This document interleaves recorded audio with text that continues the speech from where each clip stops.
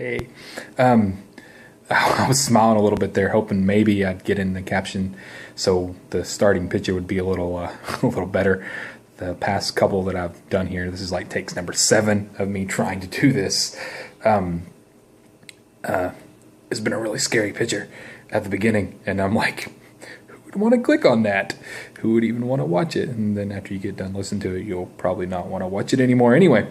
But I want to at least maybe try to draw you in.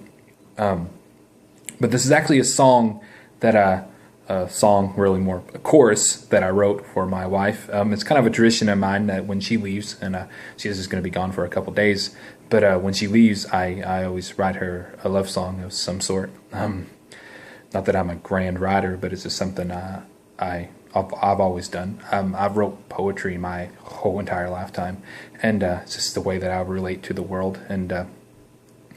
And so, I mean, if you ask me, I would say I'm a poet. I don't really know if I'm that grand of a musician or even a singer, but I love to sing, and I love music, and obviously I really love to write, and so I always have, and so it's my way of giving to her because it's something that I can do, and it's also something that's pretty cheap. Just takes a little time. And sometimes with my ADD mind, that's actually a lot because I don't really ever finish anything. And this is an example. It's just a chorus, like I said.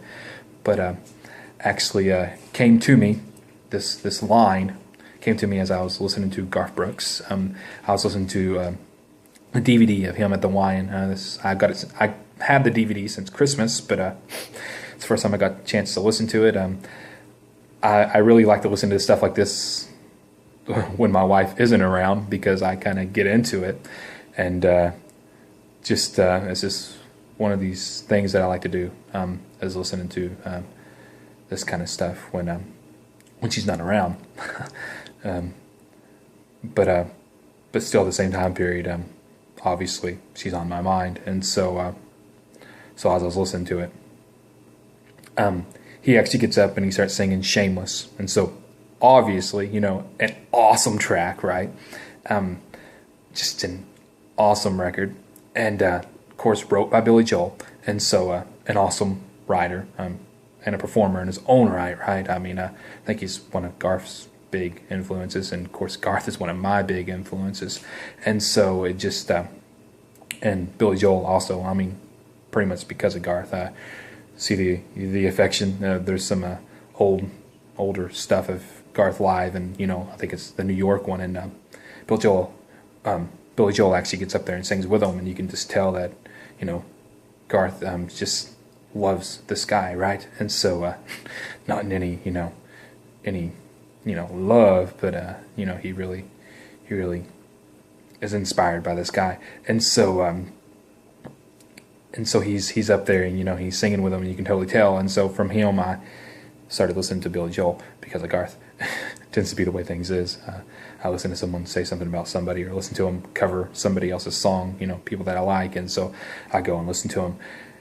And that's took me mostly everywhere in music. Kind of rambled on here about all this stuff, and he in this CD, this DVD, he kind of goes through how music has inspired him, from generation to generation, and so kind of in that tradition, give you a little bit of my story, a little bit. Not really, but just some inspirations. One of the first songs I remember ever, just listening to and wanting to listen to again and listen to again. It surprised some people, but not other people. My mom probably remembers this. I went through this phase, and it was really just one song. I mean, I liked some of his other stuff, but it's the one song. I remember I was like 7, and I don't even remember where I listened to it, to be honest with you, because the song just took over me. I wouldn't remember anything else other than the song. But it was Elvis Presley's Hound Dog. I mean, I remember just, I love that song. And I would listen to it and listen to it and listen to it as much as I could. At that time period, it was mostly just if it happened to play on the radio or someone happened to play it, but every time it would be playing, I'd be like, I got to listen to it, right? And then And then after that, it was Alabama. I mean, I think anybody born in the South has listened to some Alabama. And I remember it was their track, that I'm in a hurry. And I played that, man, like crazy. I played it all the time. And I'm talking about, this is back when cassettes were big, right? CDs were coming out, but no, cassettes were big, right?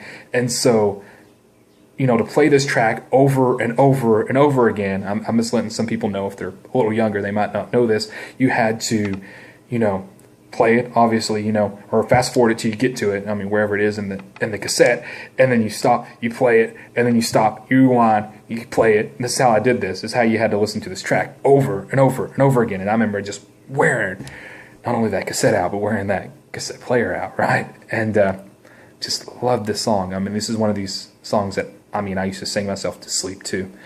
And so that was a big inspiration, just really mostly that song. And then I remember hearing Garth Brooks, and man, he just took over my life. Wanted to be like him. I wanted to be him more like. In this DVD, he talks about how he wants to be like George Strait. Not that he wanted to be like George Strait, actually that he wanted to be him. And that's kind of me and Garth. I wanted to be Garth Brooks, as a lot of people did back then. And so I'm listening to his music, and I don't just listen to his music. I think this is the first time that I actually start to really love music, and I devour music. I told my wife once that she's just kind of just a little. She likes music, but I love music. That's what I tell her. And she likes to come along and just nibble a little bit, and I like to devour it. And he's the first one I ever did that to, and now I do that with about anybody that I happen to like. I go back and listen to everything I could possibly get on them, and just really get a feel of who they are.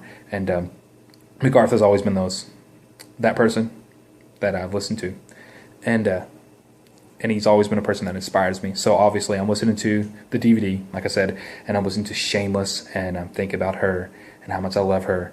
And I've rambled on now, and it's almost 8 minutes. I haven't got to this yet, but here we go. Okay, this is the song. This line came, and it's just the chorus, really, because I don't want to ruin it any more than I'm going to ruin it trying to sing it, because in my head it's awesome, I guarantee you. And then I will sing it, and I will mess it up. But since as you don't know how it's supposed to go, it'll be what it is. But this is called How the Clouds Love the Rain. I love you like the clouds love the rain, and just like the clouds love the rain, sometimes I gotta let you go down. But it's only because of the faith I know you'll keep coming around and around. 'Cause baby, we belong together. Yes, we belong together. No matter the weather.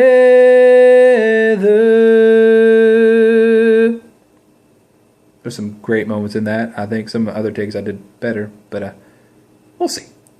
But anyway, I love you, my dove.